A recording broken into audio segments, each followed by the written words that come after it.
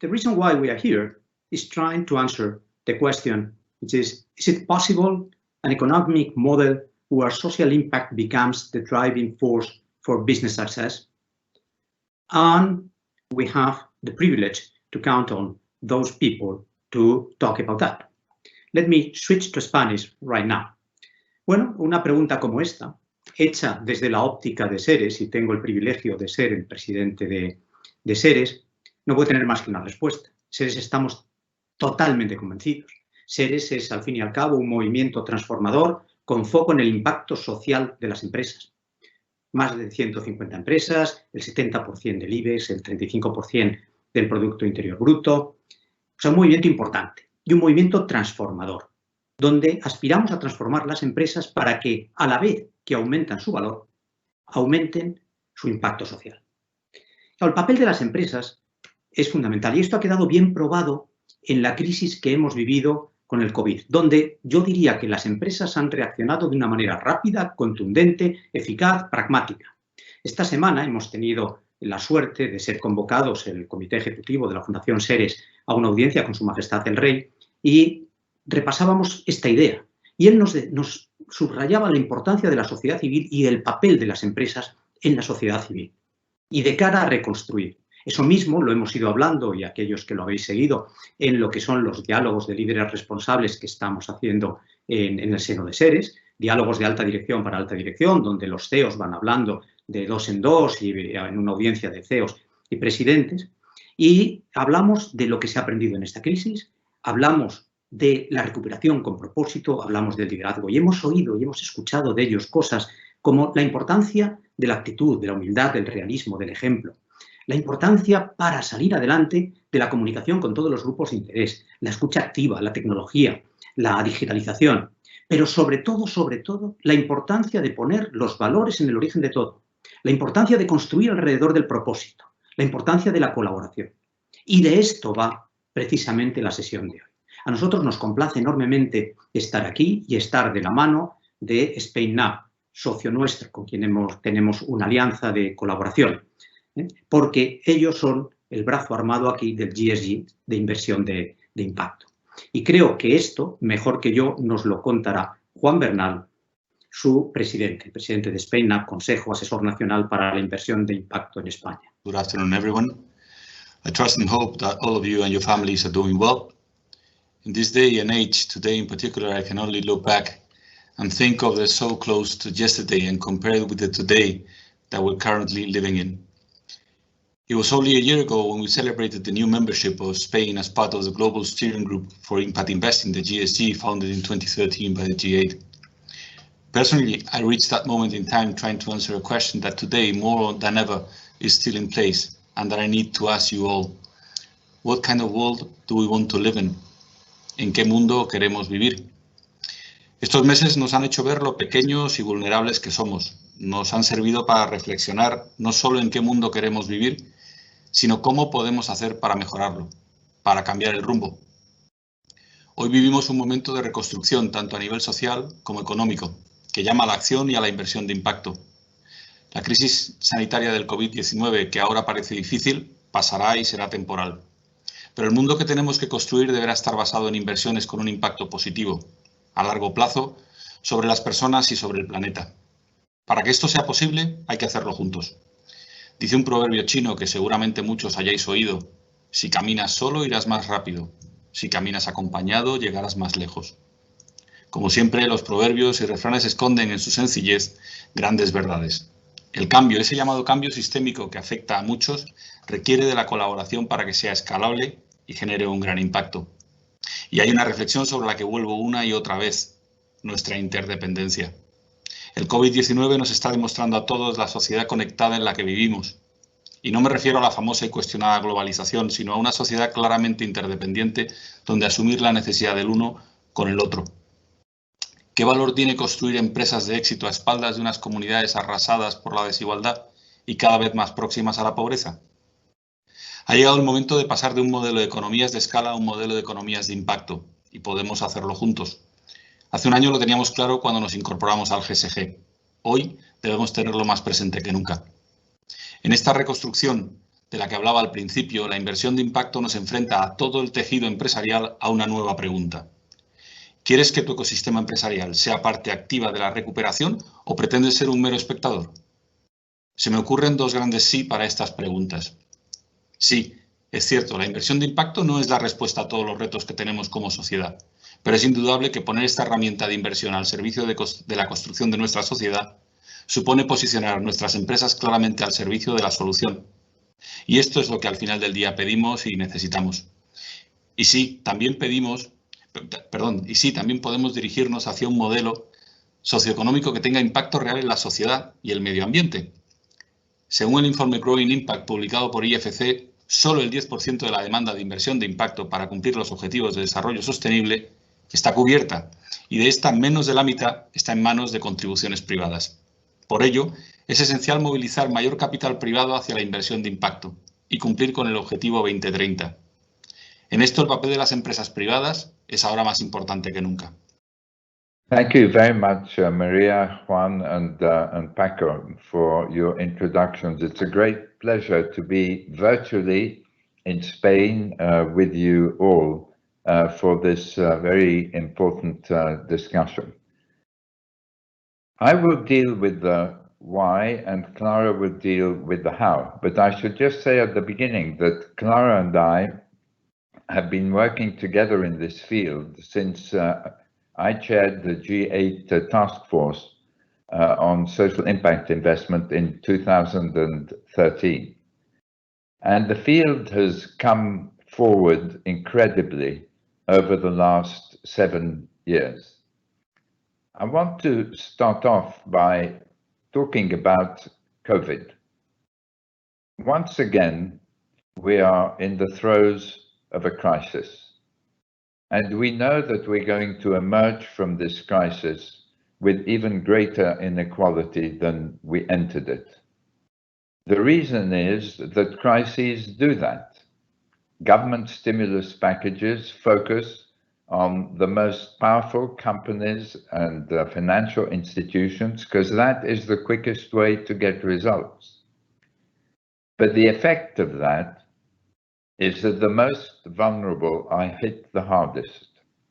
And we're going to emerge from COVID with very high levels of unemployment. I hear figures in the United States from Nobel Prize winning economists that 40% of those who are unemployed may not go back to the same job.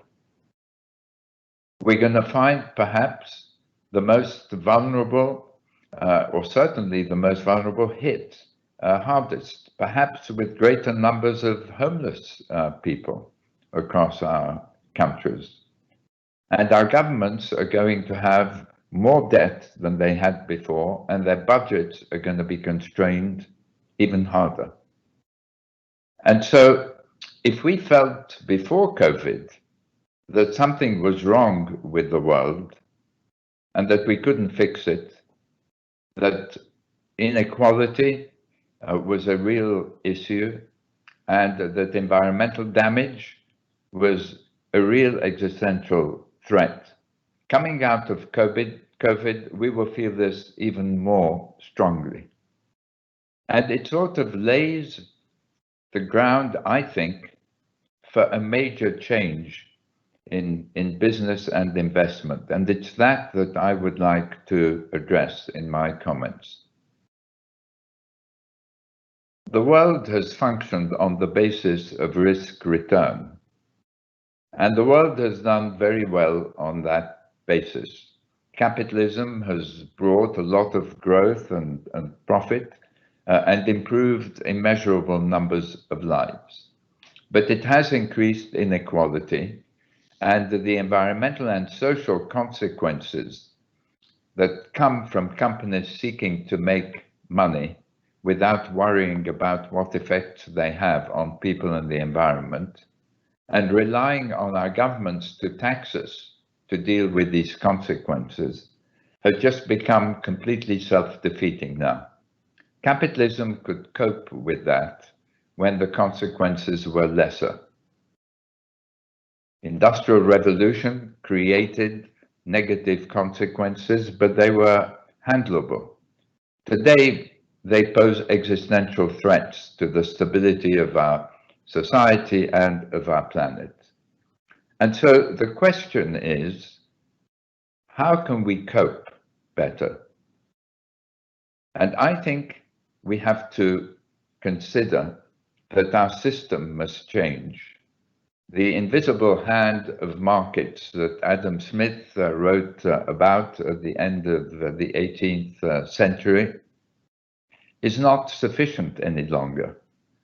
In fact, Adam Smith was a lot prouder of his first book, The Theory of Moral Sentiments, which was about empathy and altruism in motivating human beings to do things, than he was about the wealth of nations and the invisible hand of markets. And I think we have to take a step now beyond the invisible hand of markets. We have to take a step in the direction of bringing impact to the center of our economic system, alongside profit, keeping profit in check. Why do I feel that we have to shift from risk-return to risk-return impact? Because it's the way for our companies and our investors to bring solutions rather than to create problems. We can already see concerns among consumers about these consequences. Young consumers in particular are shifting their custom from companies whose values they do not accept to companies whose values they identify with. And young employees, young talent is not joining companies that are polluting and creating social problems. And now investors have become aware that these change preferences affect the profitability of their companies, the companies in their portfolio. And we see more than $30 trillion of investment going to ESG, environmental, social, and governance goals. Basically saying we can't go after profit alone. We have to minimize the harm that companies do. And we're going to switch 30% of professionally managed funds, 15% of total investable assets in the world, away from companies that are creating harm to companies that are avoiding doing it. The question that everybody is asking is fine, but what impact is this 30 trillion really creating? And the answer is that we don't really know, because nothing is measured. And I think we are at a historic cusp now, as we were in 1929. In 1929, investors sat up after the great crash and said, how is it that we've been measuring the profit of companies according to different accounting principles and with no one to verify that the figures are right? And so legislation was passed in 1933 to establish standardized measurement of profit and the use of auditors. I think we have got a similar situation today. I think investors have basically sat up and said, what, have we really only been investing on the basis of the profit companies make, without worrying about what damage they create to people and planet, and the cost that we all have to pay in taxation to try to remedy this? And so I think there is an opportunity now for us to do what we did in 29, but with the measurement of impact, to establish standardized measurement of impact for companies, which will enable investors to have transparency and to be able to make comparisons between both the financial and the impact performance of companies. And Clara will describe an effort incubated at Harvard Business School that she and I are involved in, the Impact Weighted Accounts Initiative. Some of you may have heard Professor George Serafeim in the session yesterday, which basically measures the product impact of a company, its employment impact, and the impact from its operations, and monetizes it, and adds it and subtracts it from the lines of its profit and loss statement and its balance sheet. This, in my view, is where we are heading. Companies, within a small number of years, I would say if it took 4 years in 1929, it'll be less than that today, will be mandated to publish impact-weighted financial accounts. Investors are going to begin to draw correlations between the profitability and growth of companies that deliver impact as well as profit and those that just deliver profit. And the talent and the consumers and the investors will go, as they are already doing, to those who are performing at both those levels. But to be able to achieve that, we need to be able to measure impact dependably. And here I want to make a comparison with the measurement of risk. Investors and companies were always aware of risk, of course, but it's only in the middle of the last century that investors began to measure risk. And it changed completely the face of every investment portfolio on the planet. When I kicked off at the age of 26 in my career, co-founding what became Apex, the average pension fund had 2 securities in it: the stocks of its country and the bonds of its government. When risk-adjusted return came in, the concept of diversification came in. It opened the door to venture capital that was perceived as a high risk, high return asset class. Today, venture capital has funded the tech revolution, and together with private equity is a $5 trillion sector.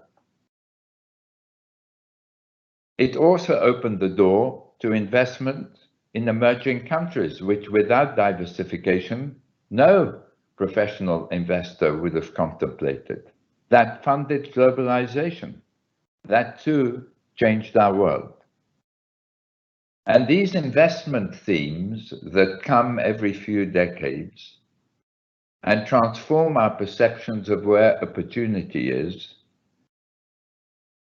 will, in my view, create opportunities again with the arrival of impact. For a business to optimize risk-return impact means that it reduces the risk of consumers and talent and investors deserting it, the risk of government regulation and the risk of government taxation on activities that are either polluting or creating social issues. But it also opens the door to new sets of opportunities.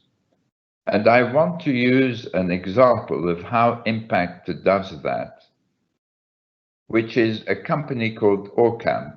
And I apologize for those who were on the call yesterday, if I repeat it. Orcam is an artificial intelligence company set up by very successful entrepreneurs who created Mobileye and sold out from startup in a few years, 17 years, for $15 billion to Intel. The aunt of one of the founders was going blind, and she asked Professor Amnon Shashua to help her. 6 years ago, he and his partner said, our technology can help the blind. And they created a pair of spectacles like these with a little a memory stick-like device on the side, which whispers into the ear of the wearer the page of the book they're holding, the page of the newspaper, the banknote in their hand. Now that's an unbelievable impact venture. It's raised $100 million. Last round was at a $600 million valuation. It helps 35 million, potentially, blind people in the world, and another 250 million visually impaired people. But if you bring impact alongside a venture, you ask yourself the question, how can my technology, in this case, help the maximum number of people? And you get a surprising answer. The answer is, what would happen if we gave these spectacles to the 800 million illiterate adults in the world? What would that do for their lives and livelihoods, for their economies? What would it do for the world economy if 800 million people went from being unable to read to reading? And so here is a market now not of 300 million, but of 1.1 billion people for ORCAM. And I think for each and every one of you in your businesses, when you begin to engage in impact thinking, and I cover all of this in the book that Maria mentioned. When you begin to think in terms of impact, you will discover new sets of opportunities, just as risk thinking brought us to new sets of opportunities.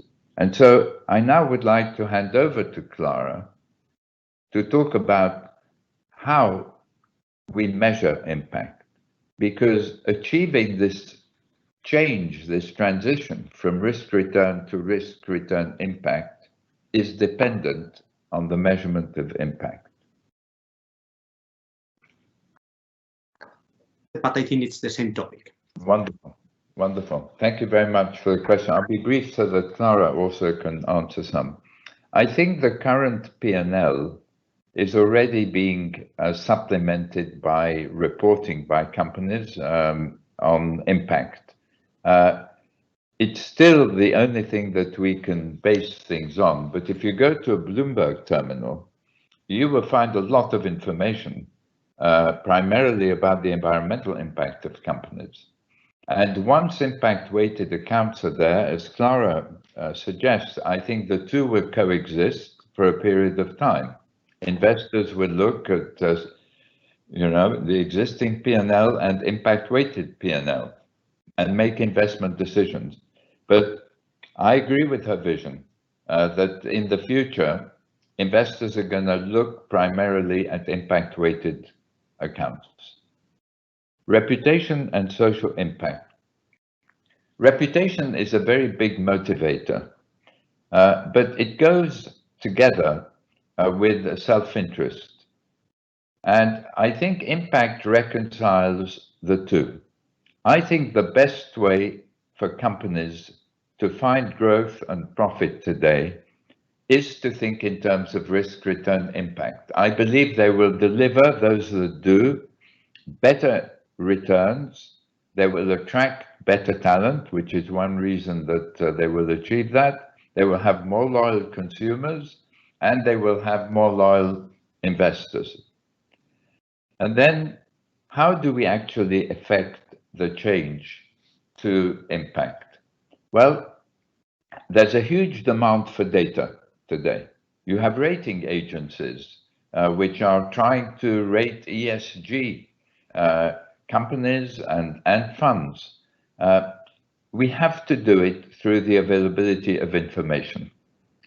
Once you have dependable measurement of impact, and as I was suggesting, I think it's more easy to measure than risk was, you will begin to see a move away from just talking about making money.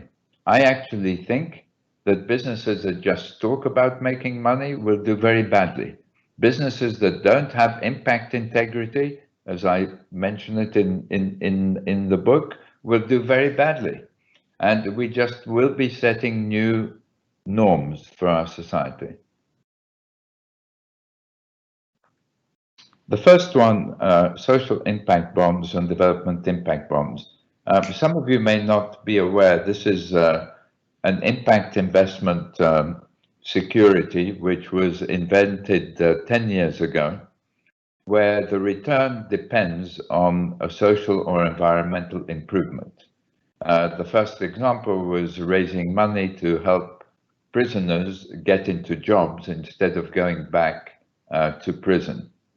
And over a period of 5 years, investors received from the government their capital back with a return of 3.1%, because the organizations they had funded, which were NGOs in the UK, had reduced the percentage going back to prison by more than the 7.2%, by 9.7% in this instance, which was stipulated in the contract. So this is a pay for success security where somebody invests and expects a delivery organization to achieve a social purpose for which it gets paid. Today, there are 200 social impact bonds across 30 countries, tackling 14 or 15 different social issues.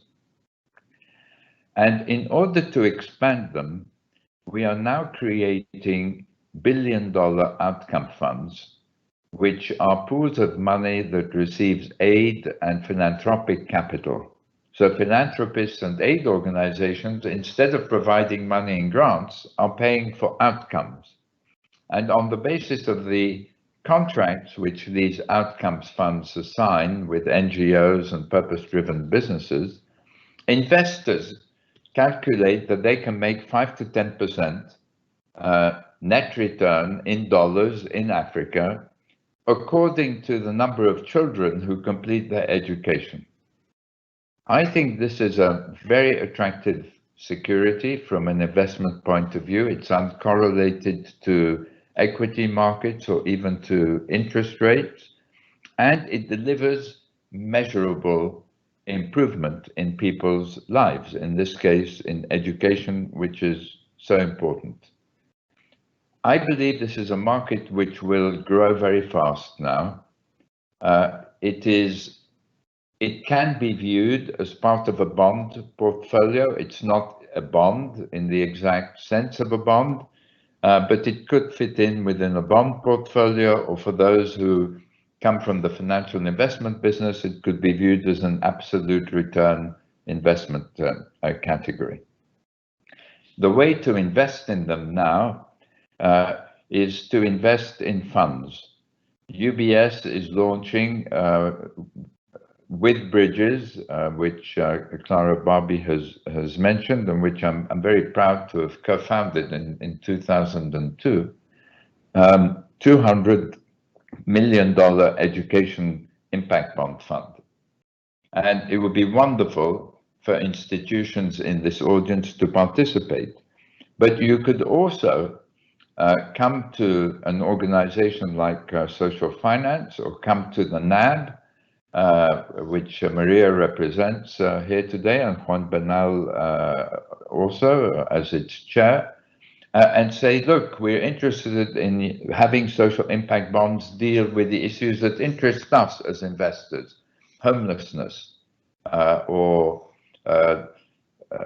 urbanization, or the clearing of slums, or the prevention of type 2 diabetes. Now, moving to the second question, I think we're going to see huge social pressure coming out of COVID-19. We already had huge social pressures going into it. We had the Gilets jaunes, we had the protests in Chile and in the Lebanon. There are many reasons for these protests. There isn't just one, but inequality of one kind or another underlay all of these protests. And even the protests that we see after the murder of George Floyd has inequality at its root, perhaps not at its root, but certainly around its roots. Okay, so I think COVID-19 is going to increase the pressure for change.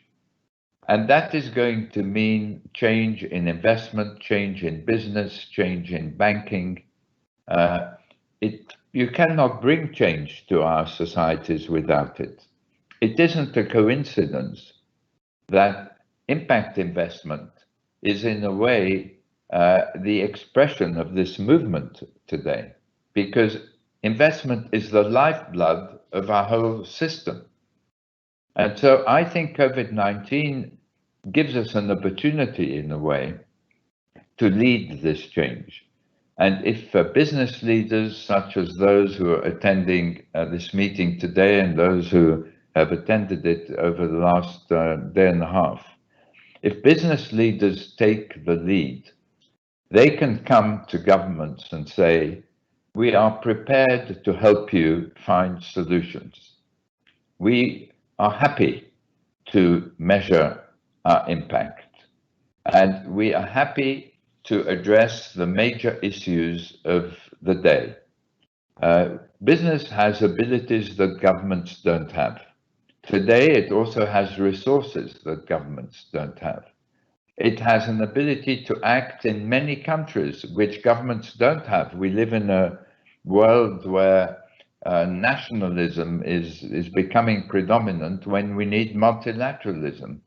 So I believe this is a major opportunity for business to seize the lead and bring solutions to improve the lives of people and to improve our planet. Thank you very much, Maria, for this introduction, and thank you also to all the organizers, Paco and everybody else in the team for having me here with you. And I hope I was able to be with you in person and for all of us to be in person, but I guess the world had very, very different plans for everyone. So I just want to share my thanks for inviting me, and I also want to share that I hope everybody and everybody's family is doing well in these challenging times for the world. And I'm going to share some thoughts with you from a forthcoming article that I have at Harvard Business Review that is going to be the main article in the September-October edition. So I'm going to give you a sneak peek about how we're bringing everything together, where we think the role of the corporation society is going to be in the 21st century, and how the most actually successful and innovative companies are going to be able to drive performance and value creation in the future. Before I do that, I just want to share in a few seconds why I think this discussion is extremely important. And one of the things that we have realized over time is that, you know, in the 21st century, we created an enormous amount of wealth. But what we have painfully realized is that, one, that wealth has come at the expense of the natural environment and the earth that we're living in, and actually we're consuming natural resources in unsustainable ways, and we need to urgently do something about that, because the climate crisis is something that we need to urgently deal with. And the second one is that that wealth hasn't created actually shared and inclusive prosperity. And an enormous amount of people actually, especially in the developed world, has fallen behind. So we need to find ways to tackle the increasing inequality that we have been experiencing, because that increasing inequality is leading to populism, both on the left-wing side and on the right-wing side. And we know that that is never a good recipe for actually increasing prosperity in the world. So we need to tackle the increasing problems of climate change and inequality at the same time. And to do that, we need to actually reimagine the role of the corporation society, what good performance means, and how value is being created. So I'm going to share with you a few thoughts about what we have found in the last 15 years of doing, as Maria said, empirical research I believe in data and I don't believe in opinions as much. And as a result, you will excuse me, but I will try and communicate in just a few minutes 15 years of empirical research that we have undertaken. So let me share my my presentation with you. I hope all of you can see what I have here. I call this presentation and the article that is going to be coming in Harvard Business Review, Social Impact Efforts that Create Real Value. And the reason I call this real value is because, yes, in the last 10, 20 years, we have experienced an enormous growth in the number of companies that are touting their social impact efforts and their ESG efforts, environmental, social, and governance efforts. But what I say is that for most companies, that has been a lot about box checking and window dressing. And fundamentally, those social impact efforts haven't been connected to the most fundamental driver of the business, which is strategy. And this is something that a connection that needs to be made in order for real results that are going to be sustainable results and also profitable results to be rewarded by capital markets and by customers and by employees as well. And so what I'm going to present to you is some small bites of research analyzing more than 10,000 companies, conducting about 30 field studies and publishing more than 15 empirical papers in the past 2 decades. And what our collective research points to is really the need for a new management paradigm, one that impact is not at the periphery of the organization. You know, you don't create organizational value and then you're thinking about how you're distributing that, but actually you're integrating impact in the way that value is being created. And really the playbook that we have is on those 4 steps. One is understanding materiality, the materiality of all the different environmental, social, and governance issues that an organization is facing, and really concentrating your efforts on the most material ones, but also understanding the critical difference between operational efficiency and strategy, and understanding that strategy is about being different in the competitive landscape, about differentiating yourself and actually driving performance forward. And I want to show you some results around that. The second one is building accountability structures so that impact is integrated in strategy. And those accountability structures are, of course, starting with the board of directors. And one of the things that we have found is that the most successful organizations have the boards actually integrated and knowledgeable about how impact is being created by the organization. And a fatal flaw is when the boards are actually not connected to that impact journey. But of course, the top-down is not the only approach. It's not sufficient to create integration of impact within strategy. You need to actually have a bottom-up approach. And this is where the role of corporate purpose is so critical. You need to get buy-in from across the organizations, and I would show you some evidence that in most organizations that buy-in doesn't exist, and this is why many of those efforts actually fail. And the fourth one is that you need to be making some operational changes to ensure that the strategy is successfully implemented. So it's not only about strategy development, but critically, it's about strategy execution. And of course, none of that can happen without the right metrics. And this is the role that impact-weighted accounts play and the robust measurement of impact. If you don't have the right KPIs, you are taking the wrong actions and you're driving performance towards the wrong purposes. So you need to have robust metrics. And this is the work that we're doing at the impact-weighted accounts that Ronnie and we have partnered to drive and revolutionize moving forward. We have made enormous progress in the last 12 months, and we're looking forward in the next 12 months to really take that work to the next level and see more and more organizations that are piloting and they're practicing those measurements and they're finding real value and better decision making because of that. So let me start from the first one, which is strategy.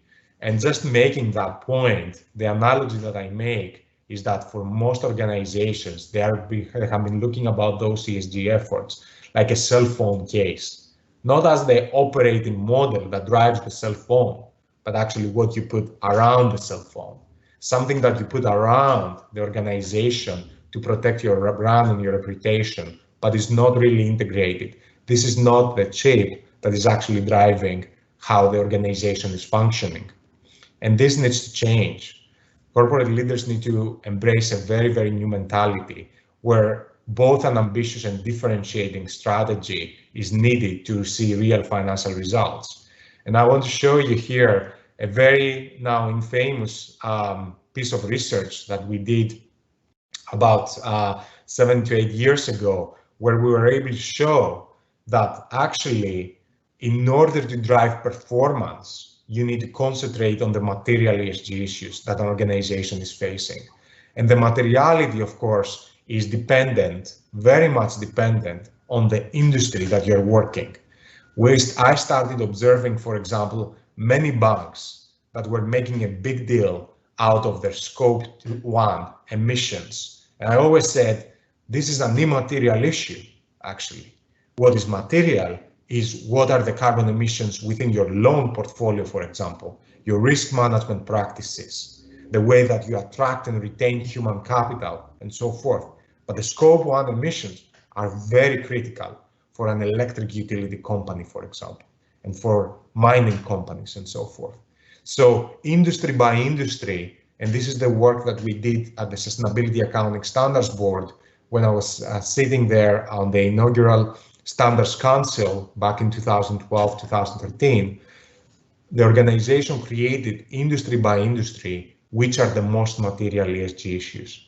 And when we actually looked at the research and were able to compare companies, competitors, Coca-Cola versus PepsiCo, Bank of America versus JP Morgan, and so forth, and we're able to compare their performance on the material ESG issues versus the immaterial ESG issues.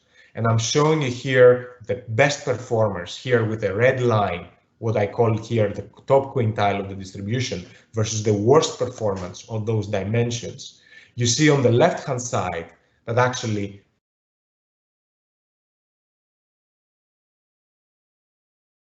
vastly outperformed their competitors over time.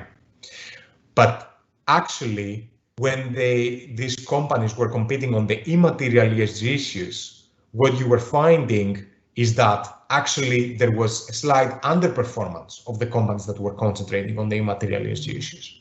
And that has shaped really our understanding about how you can actually understand from a strategy perspective and connect to your strategy what is material and how you can drive performance moving forward. And for that, you really need to understand the competitive levers that you are following in each industry. The second point that I want to make about a strategy is about differentiation. So many people confuse strategy from operational effectiveness. Doing what everybody else is doing when you're thinking about the impact that an organization is having is not strategy. Is that actually you're increasing your operational effectiveness. And I just want to show you here with real data what has happened in the most recent years. So what has happened is that in the past, moving from poor performance to strong performance, and this is a simplified version of what we find in the data, you found that there was a pretty wide distribution of performance of organizations within any given industry. But now, what you're observing is that that performance has gotten much tighter. That distribution has gotten much tighter. Why? Because so many organizations now imitate what other organizations are doing. So, for example, thinking about the supply chain work that apparel companies might be doing, or actually the human capital work that technology companies might be doing, and you find more and more imitation. Everybody will be thinking about the same diversity issues. Everybody will be thinking about the same labor issues in the supply chain, about the same climate issues and so forth. But actually what we have found in the data is that this is not what drives performance. When we look at the data, we find that the companies that are actually able to improve their performance on those material ESG issues and differentiate themselves in the ones that actually other competitors are not able to imitate them they're the ones that are able to drive performance forward and outperform their peers. And here I'm showing you the operating performance premium for the leaders for differentiation, or what we call common practices. Differentiation are the practices that haven't converged within each industry, while the common practices is where you find a lot of imitation. I'm showing you here the performance premium for leaders in terms of return on capital, return on sales, or asset turnover. And you can see pretty meaningful, actually, improvements in return on capital, return on sale, and asset turnover based on that differentiation. So strategy is about both understanding materiality, but also understanding how you can differentiate yourself. And the second piece in the playbook that I want to share with you is around those accountability structures. Governance is a critical perspective. Why? Because an impact strategy, as I said, it's not about the periphery of the organization. It really involves large operational and strategic changes. And as a result, it must start at the top and then be diffused throughout the entire organization. But what we have found repeatedly in our research is that although many organizations are trying to integrate social impact in their strategy, actually a fatal flaw is that this doesn't have the proper leadership commitment, and also leadership commitment from the board of directors. And as a result, those efforts fail and fail miserably. And as a result, there's a lot of disappointment. What we have found in research that is needed is that the board needs to really understand what are the metrics that properly need to be considered as part of executive compensation. And as a result, what are the metrics that need to be measured and also disclosed as part of the audit committee work in order to inform the strategy of the organization. And of course, as I said, governance is not going to be sufficient.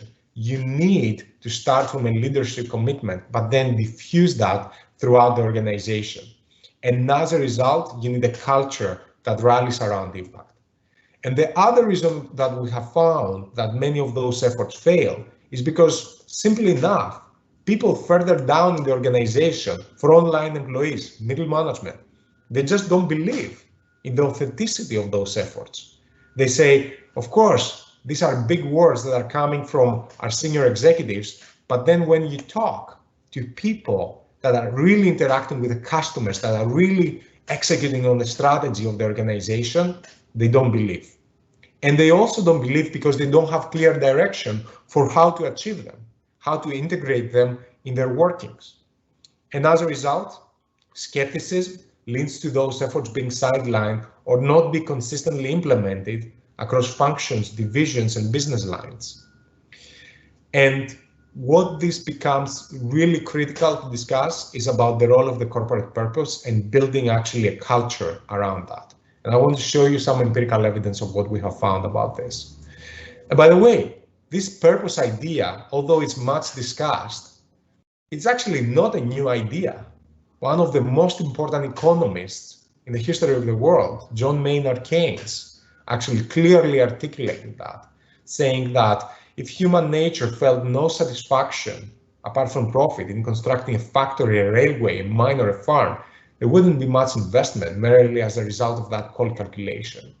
He really called out that sense of meaning that we get from creating value, and that sense of meaning and purpose that we get from the work that we're doing.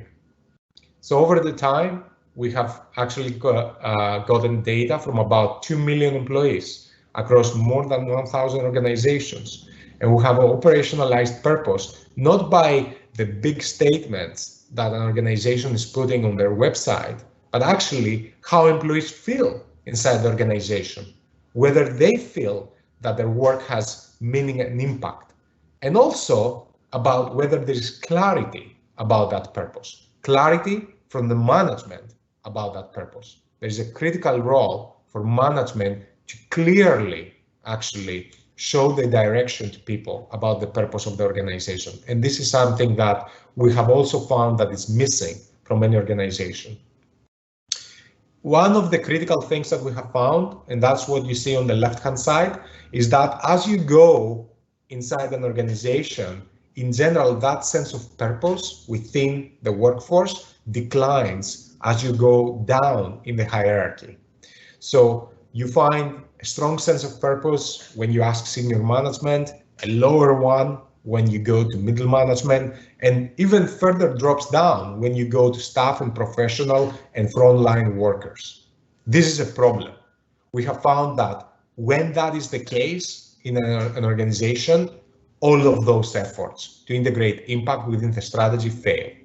And actually, on the right-hand side, we have found that organizations that are able to flatten that line of purpose, so actually they're able to diffuse that sense of purpose to middle management and to lower level employees, they're the ones that end up outperforming in the future.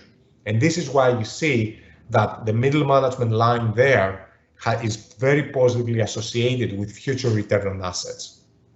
We have found that it's critical to be able to diffuse that sense of purpose inside the organization. And of course, how do you do that? What is happening in the organization they're able to do that? This is where the operating model comes in. And this is what I wanted to touch on as well very briefly. One of the things we have found over the time is that actually most organizations, they start their impact journey from a compliance perspective, trying to make sure that nothing goes wrong. In studying firms that have successfully implemented an impact strategy, they pass through 3 phases. They start from compliance, protecting your brand, your reputation, and ensure compliance with regulations and other laws in order to reduce risk.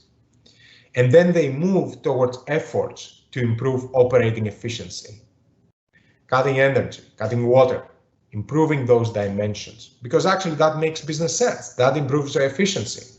And then they move to efforts to innovate and grow. And this is where a lot of the value is being created. This is where markets and products are being reimagined, and actually where impact can be maximized at that 3rd stage. But what we have found is, how do you get there? What organizations do to successfully get at that 3rd stage? And we have found that the critical piece to understand is this centralization curve. What you see on the y-axis is the degree to which decision-making inside an organization is centralized around those impact activities. And what you see on the x-axis, on the horizontal axis, is the stage that you're in, the stages that I showed you before: compliance, efficiency, and growth and innovation. And here's the trick. The organizations that are able to achieve this evolution, going from compliance to efficiency and to growth and innovation, exemplary firms, successful firms, typically start by centralizing the activities, which is helpful to moving from a focus on risk and compliance to a focus on operating efficiency. So establishing a function, centralizing those decision rights, and driving those operating efficiencies in the organization. But critically, what we also found was that to reach the innovation and growth stage, companies need to decentralize activities and empower corporate functions to take responsibility for them. This is why, for example, you might find that organizations such as Unilever or Natura, they won't even have a centralized function for many of those efforts, but they actually are able to diffuse those decision rights in the corporate functions, in finance, in marketing, in procurement, and so forth. Because that's the way that you can actually achieve that sense of purpose as well, by empowering people in the to take into account new information and local information and implement those decision rights. And this is a critical aspect of the operating model and the decentralization of the decision rights. The last thing that I want to mention before I wrap is why actually impact-weighted accounts is the glue that brings everything together. At the impact-weighted accounts that we started last year, we have a theory of change, which is that we need better measurements in order to make better decisions. And better decisions create better markets, better allocations, and better societal outcomes. So we are showcasing why we need the impact-weighted accounts. We published our first report, which was the theory of change. And the second one about a series of papers showcasing the how impact-weighted accounts can be done. And I will show a few examples of that. And the third one, to showcase to the market that impact-weighted accounts are happening in collaboration with the impact management project, and of course with the global steering group that Ronnie is leading. What do we mean by that? I want to show you two examples. We're working on three main areas: environmental impact, product impact, and employment impact. The environmental impact is more developed area, so I want to concentrate here and show you two examples, one from product impact and another one from employment impact, for two real companies that we have been able to measure. First, we define what we mean by that.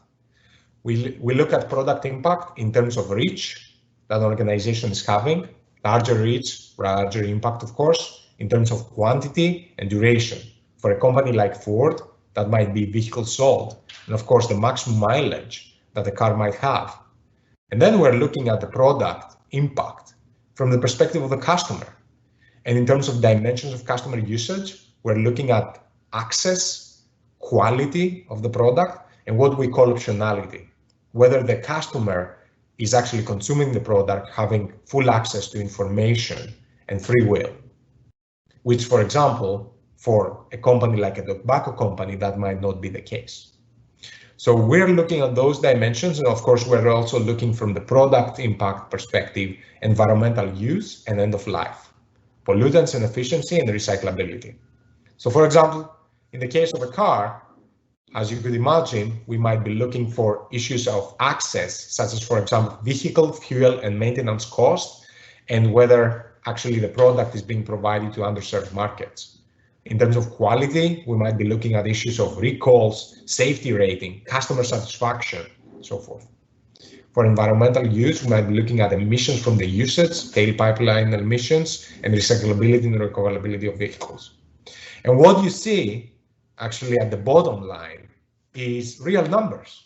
These are real numbers that we have calculated for in the case of Ford.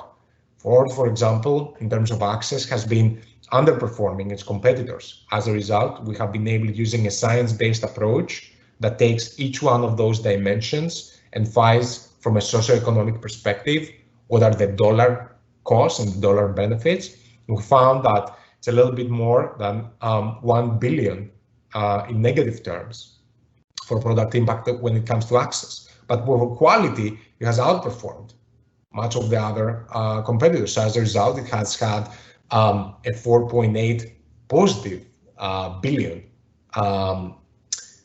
recording. And of course, for environmental use, because of the pollution, a very negative impact, 8.7 billion. But end of life, pretty good recyclability, giving a 1.3 billion in positive numbers. And you can think about those calculations now informing an impact-weighted revenue number. So not only how much you're selling, but actually how much impact you're creating through your sales.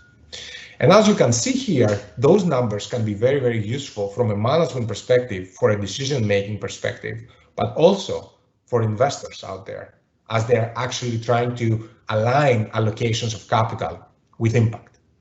And one of the things that you can see is that you can find actually how you can decarbonize your product portfolio, and you will see that environmental use becoming more and more beneficial and less negative over time. You can see how you can compete on the recircular economy, and that end-of-life use product number will be becoming more and more positive. How you can actually outperform your competitors by improving the quality of your products, and again, that number will be improving, and so forth. So this is just one example from the product side. And of course, another one that I want to show you is on the employment side. So on the employment side, and these are real numbers that we have calculated for another company, in this case, Intel, a chip manufacturer.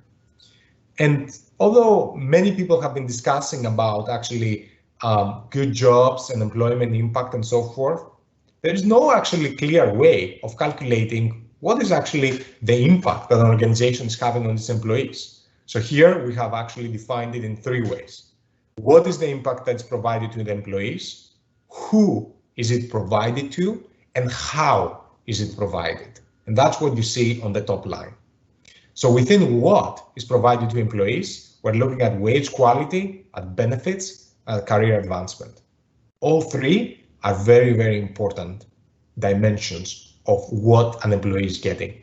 Of course, an employee is getting quality of wages, and we're adjusting that for level, utility, and equity.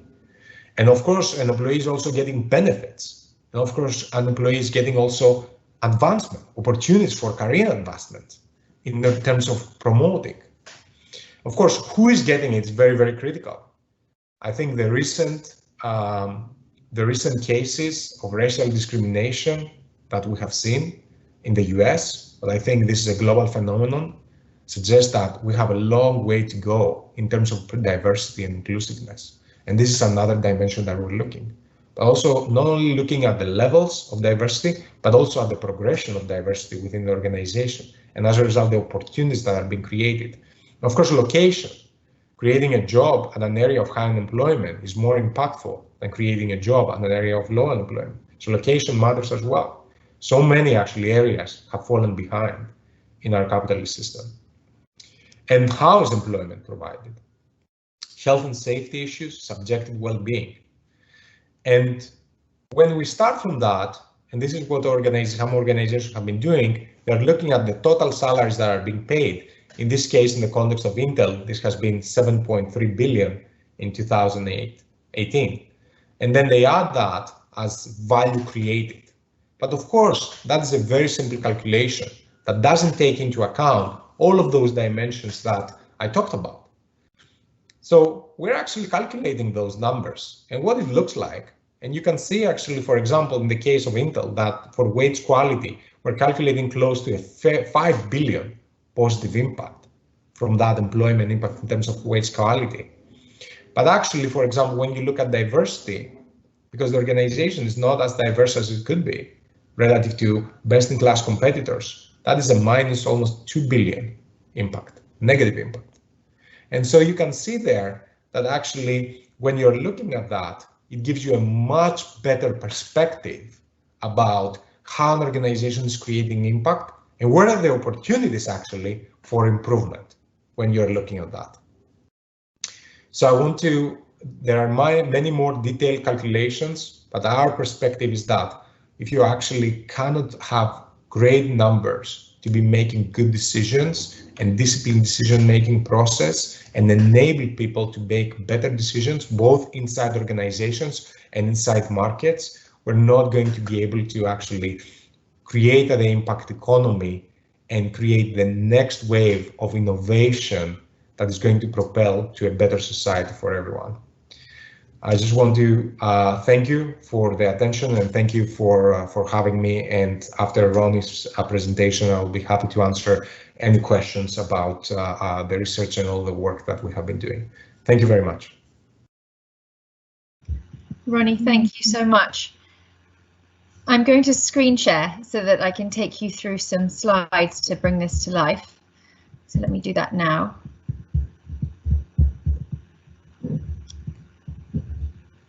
And I'm hopeful that you can see the presentation that I'm showing here. Can I just confirm with the tech team that you can see the slides on the screen now? Yes. Great. Okay, so very quickly, just so that you can orient yourselves as to who the Impact Management Project is. We are a project for the public good. We were set up exclusively for the purpose of bringing together organizations to debate the technical side of this practice of measurement and management of impacts. And you can see on the slides here the logos of the organizations that have enabled us to do the work that we're doing. And really the point of showing you all the logos is just to show you how diverse a group that is. It's you know, you've got UBS as the largest wealth manager in the world, alongside, you know, BlackRock is the largest asset manager, but all the way through to the UK government, which is UK Aid, FMO, which is the Dutch Development Finance Institution, Big Society Capital, of which Sir Ronald was the founding vision and chair, and then also, you know, wealth managers of the likes of Barclays in the UK, but then Bank of America all over the world as well. And they came together with philanthropy, with the foundations, the Ford Foundation, the Omidyar Network. And the point of bringing this very diverse group together, even as funders, was to ensure that different disciplines were learning from each other. And that as corporates and the asset management community in particular embarked on measuring and managing impacts, they did so making sure to look left and right at the other disciplines who had been doing this work for a very long time: social science, development, philanthropy, and of course governments, who do this kind of work every day to make public policy decisions. So the IMP's initial work was bringing together different disciplines to debate these topics, and I will show you a very simple slide that summarizes some of the important consensus that came out of that next. Here you can see that one of the things we started by doing back in 2016, when this project began, was to say to the various disciplines, you know, how do you get to a simple language that really talks about the performance, the actual impacts and the nature of those impacts on the world, rather than describing impact through intentions or through labels? So just as an example, in the asset management community in particular, I'm sure that many of you are familiar with framings like thematic investing, ESG integration, ESG investing, positive impact investing, responsible investing, sustainable investing. I could go on and on. There are many, many labels being used in the asset management community today to describe, in effect, what those investments are doing to the world. But the problem with those labels is that they are not agreed upon globally. So they're used in very subjective ways. And if we really want to move the money the way that Sir Ronald described to generate the level of change we need in the world, we can't have investments categorized on subjective labels. It risks greenwashing, it risks rainbow washing, which is the current concern, and it also really doesn't allow impact investors as a community to also lead the way.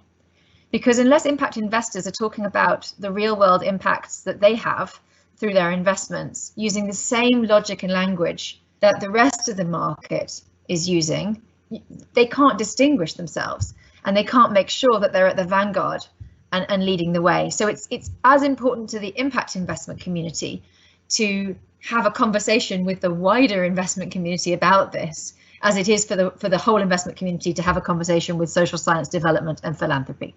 And so on this slide, what you can see here is just a very simple framing that everyone agreed on, which was the idea that regardless of your motivation, whether you are interested in measuring and managing your impacts because you want to mitigate risk, or you're doing it because you want to enhance your financial return, maybe you want to align with long-term sustainable growth as a business, or you're actually doing it because you want to make a net positive contribution to climate change or to tackle the education gap in India, you're going to require impact measurement no matter what, regardless of your motivation, because each of those motivations maps across to... Clara. Yes. Excuse me for interrupting you. Maybe I'm probably not the only one, but I'm still on the first slide. So for some reason... Okay. Maybe this is not showing you. Let me move this on. Let me try this. Thank you. Can you see this now? Yeah. Brilliant. Yeah, okay. I don't know why it had frozen, but thank you for saying that so quickly, because I really want to bring you along with me. The logos I should just show you I referred to on the last slide when I was speaking are shown there, and you can see that they're global as well, from Japan to the UK to emerging markets as well. This is the slide I was just speaking to.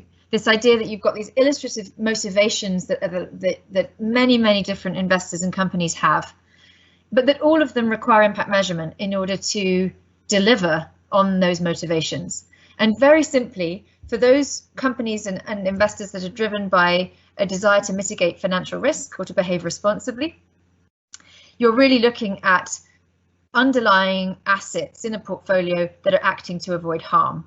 And for that, you need to measure that there is mitigation or reduction of negative outcomes for people and the planet. For those who are looking to to drive long-term sustainable growth, that's not enough. Those who are looking at it that way are going to need additional information on the positive outcomes that are occurring for people on the planet when they engage with the assets in the portfolio. And then for those who are actually motivated because they are trying to close the education gap, for example, they're going to be looking for yet more information on whether those positive outcomes are actually being generated for otherwise underserved populations or natural resources. And so that very simple logic allowed the many organizations that engaged in this effort to agree that you can't determine whether those things are happening unless you're measuring impacts. You need it for the A, the B, and the C. And when I come on in a moment to talk about impact-weighted accounts, the beauty of impact-weighted accounts is that they allow you to look at a company and establish the combination of its A's, B's, and C's and what it actually means for the world to a very precise level of detail. And that allows you to move beyond just talking about, impacts and companies in terms of the type of impact they have, which is on this slide, to actually being very specific and saying, yes, but which company is better? How do we get to that very specific level of detail? And that hasn't been done before. And so the next dimension I want to just add on to this for you all, because it is important and it's an additional dimension to what Sir Ronald was describing, is the fact that as an impact investment community, and as this is relevant for the corporate community as well, insofar as they are also investing from their own balance sheet, the impact that you have on the world is not just based on the impact of the underlying assets that you're investing in. It's also based on what you do as an investor to enable those underlying assets to either change their behavior or grow. And the way in which you can codify that is by looking at these 4 strategies. So as an investor, you can either simply signal that measurable impact matters by choosing to invest or divest. So that's your allocation choices. Or you can engage actively. Obviously, in private equity, that's very natural. You're sitting on the boards of companies, you're taking a hands-on role, but we're seeing increasing shareholder activism in the public markets, which is really to be welcomed and is a very powerful way of changing the behavior of big businesses. And then you've got growing new or undersupplied capital markets, which is really looking at where the mainstream capital markets aren't going and trying to use capital to drive growth there. And that's very much what the development finance institutions are doing with their niche of investing. And then finally, of course, you can not just grow a new or undersupplied capital market, you can actually provide flexibility on risk-adjusted financial return to do that, which the mainstream markets would not do. So I just wanted to show you that to add that additional dimension to how you think about impact investment and how it gets measured. Because what we're finding now is that you not only measure the underlying assets, you also are starting to disclose how you as an investor are playing a role in that change through these different strategies. And just to give you a flavor of why that's powerful, you can see here real world investments, asset managers that have classified their products using this logic. So you can see the ABC is the impacts that are happening in terms of the underlying assets, and then the investor contribution. Typically investors will bundle different strategies in order to drive growth or behavior change in those assets. And you can see here, this allows you to show that Standard Life, their European Ethical Equity Fund, is a very different type of impact to what Bridges Social Impact Bond Fund is doing, which is over in the C column and is using a combination of signaling, engaging and growing new or undersupplied markets. And so I wanted to give you this framing because for those of you who are, you share the ambition that Sir Ronald has described in terms of getting as quickly as we can to standardized measures and ultimately to impact weighted accounts. You don't need to wait for that to change the way you invest and the way you disclose the types of impact that your portfolio is having. You can use the logic that I've just shown you now to do that today. And as an example of that, I wanted to show you PGGM's portfolio because they're 220 billion euros under management. They were in 2017 when this was done. They were the second largest pension fund in Europe at the time. And you can see, even without the precision of measurement that we're actually working towards, just by looking at the types of impact you're having in the way I just showed you, based on the data that you have available, you can already classify a portfolio of the scale of PGGMs. And it's very powerful because it immediately shows you that there is 14% of that portfolio that's not even on here because they don't have any data on any measurable impact data on the underlying assets. But then the rest of it, they've actually, as a very progressive pension fund, been able to gather enough data to classify the types of impact. But you can see that they are still 50% of the pension fund in the top left. And they are very, very small percentages over on the right, especially as you move down. And so this has allowed PGGM to take stock of where they are today and then develop a 5-year investment policy based on this to transition that portfolio over time.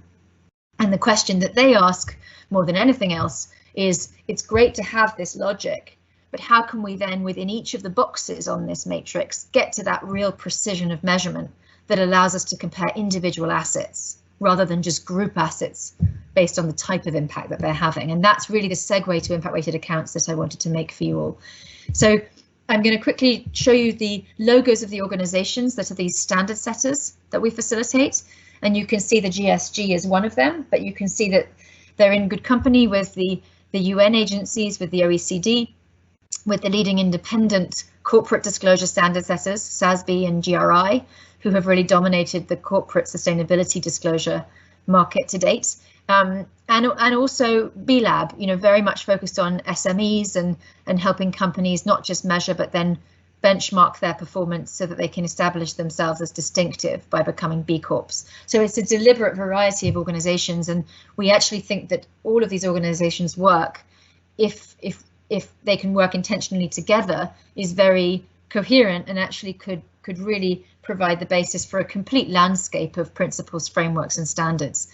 The GSG's role is really to chart the course towards impact-weighted financial accounts, and that's what Ronnie has described. I very quickly now want to take you through what that would mean if you are a company today thinking about your existing financial accounting and how impact-weighted accounting might come in alongside that initially and ultimately replace it indeed potentially in the future. I just wanted to show you that journey so that you can understand how this would fit together with accounting as it stands today. So we have a situation right now where we have financial accounting standards. They're codified by the IFRS. In the US, you have US GAAP, and obviously those are driven, you know, that what becomes a financial accounting standard is very much developed on the basis of company, market and issue-led principles, frameworks and metrics that are useful internally to companies. And over time, those get codified as financial accounting standards. That is very much what's happened with sustainability reporting standards to date. So for those of you thinking about the types of initiatives you're currently engaging with, GRI is one, SASB may be another. They're really at step one, creating sustainability reporting standards by codifying informal metrics that are in use within companies on sustainability into standards for external reporting. And they sit alongside financial accounting standards in that respect. They're the metrics, the standardized metrics. Step two, though, is really where we have already arrived at, which is this acknowledgement that actually, the performance on those sustainability metrics is not, it's not just sustainability information. It's material for financial value creation. Not all of it, but some of it. And over time, one could argue that a lot of it would become material for financial value creation. And so it's really important that within sustainability reporting standards, there's already this recognition that actually there's got to be a connection across to financial accounting. We know that carbon emissions are very likely to become financially material within a short-term timeframe because of the climate crisis. We know that tax contribution, country-level tax contribution, which historically has been a sustainability reporting standard, not part of financial disclosure, interestingly, has suddenly jumped to being financially material in a country like Denmark, because the bailout package is contingent on companies disclosing their country level tax payments. And so we can see how dynamic it is that a sustainability issue, an impact, can jump from being something you might disclose in a sustainability report to being actually something that has a direct implication for your financial accounts.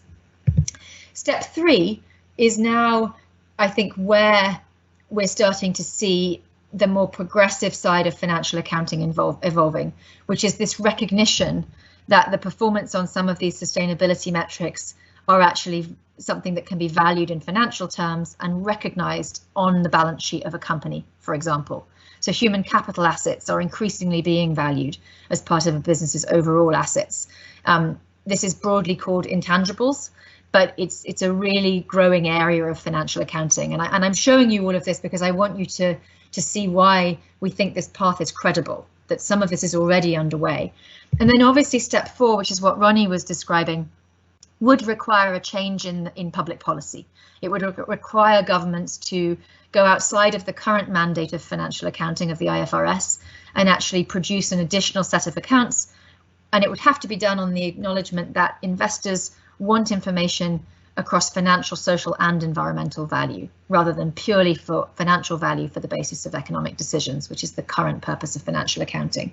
And then finally, just to finish my presentation and then open it up to questions, this is really the ultimate vision, the picture on the puzzle, as Ronnie and I like to say, that one could eventually imagine, and I know that George spoke to this yesterday as well, which is that you could actually imagine in the future that you would move beyond 2 sets of accounts where it was impact weighted alongside financial to a situation where actually the purpose of accounting was to show value to people, environment and economy, including financial value creation for shareholders, but that the profit line would effectively be net of all externalities.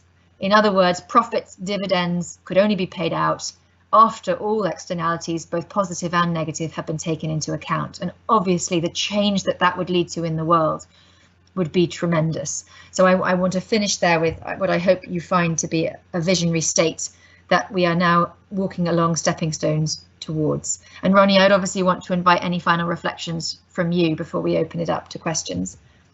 So can I start with the last one? Because in some ways it answers the first one too. The 150 methodologies.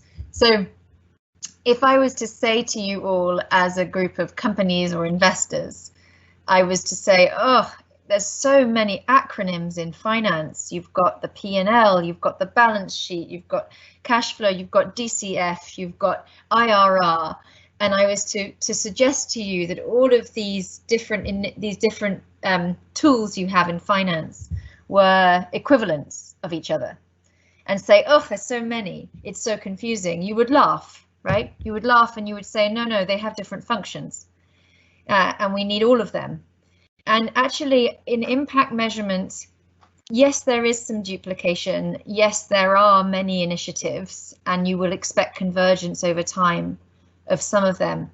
But actually there is a handful, and certainly I would say this of the 13 that we work with, who actually have complementary roles to play. They shouldn't be confused with each other. They shouldn't be seen to be competing, but rather have different functions. So just as an example, if you take the impact weighted accounts initiative that Sir Ronald is chairing, it is not recreating the framework for how you determine as a company what is material for you to report on, right? Every business will look at its context and have to decide which impacts are material for it to report on. It won't report every single impact. Some of them will be insignificant. So there are ways in which you as a company, there's guidance that exists from GRI and from SASB that already explains, if you are a company in this sector, this is how you determine the list of impacts that you need to report on. And then those same standards provide the standardized metrics for each of those issues for you to choose from. And where metrics are not available and standardized, they provide guidance on how you would then measure in the absence of standardized metrics. Now, what's really clever about the Impact Weighted Accounts Initiative is it has not tried to recreate those things.